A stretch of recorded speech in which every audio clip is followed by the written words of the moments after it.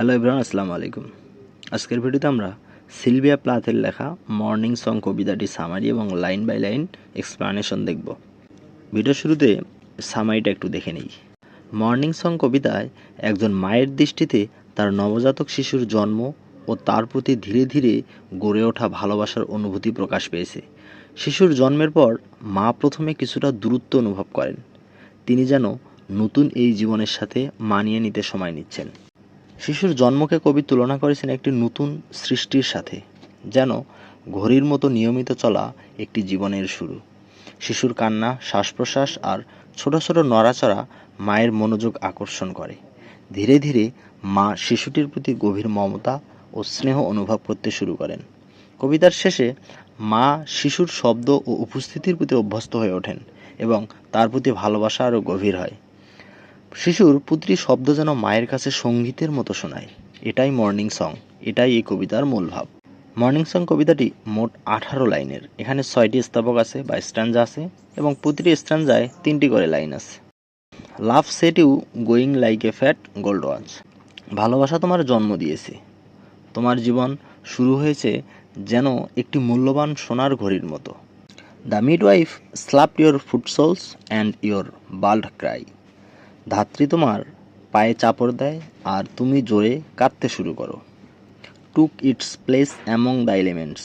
তোমার সেই কান্না এই পৃথিবীর স্বাভাবিক শব্দগুলোর সাথে মিশে যায়। Our voices echo magnifying your arrival new statue. আমাদের কণ্ঠস্বর প্রতিধ্বনিত হয়, তোমার আগমনকে বড় করে তোলে, তুমি যেন নতুন একটি মূর্তি। In a draughty museum your nakedness. একটি ঠান্ডা ফাঁকা জাদুঘরের মতো পরিবেশে তোমার নগ্নতা বোঝানো হয়েছে। Shadows our safety we stand round blankly as walls. তোমার উপস্থিতি আমাদের নিরাপত্তা কমিয়ে দেয়, আমরা দেয়ালের মতো নিরুত্তর দাঁড়িয়ে থাকি। I am no more your mother. আমি যেন আর শুধু তোমার মা নই।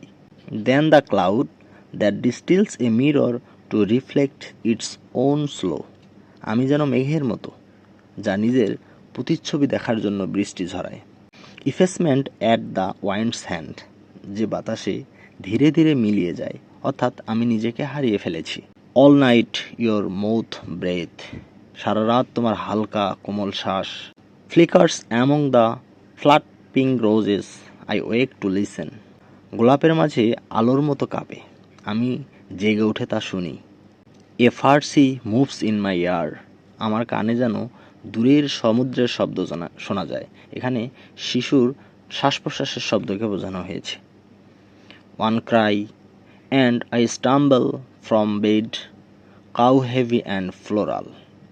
তোমার একবার কান্নায় আমি ভারী শরীর নিয়ে তাড়াতাড়ি উঠে আসি। In my Victorian night room. আমি আমার পুরনো ধরনের নাইট গাউন পরে আছি।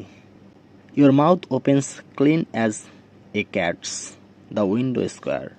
তোমার মুখ পরিষ্কারভাবে খুলে যায় যেন একটি বিড়ালের মতো। Whitens and swallows its dull stars and now you are dry. জানালার আলো ফিকে তারাগুলোকে ঢেকে দেয়, তুমি এখন চেষ্টা করছো। Your handful of notes. তোমার ছোট ছোট শব্দ বা তোমার ছোট ছোট কান্না। The clear vowels rise like balloons.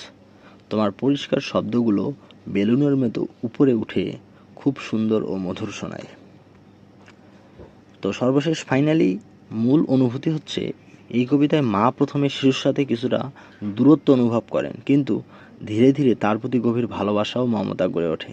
শিশুর প্রতিটি শব্দ তার কাছে সুরের মতো লাগে। ধন্যবাদ সবাইকে।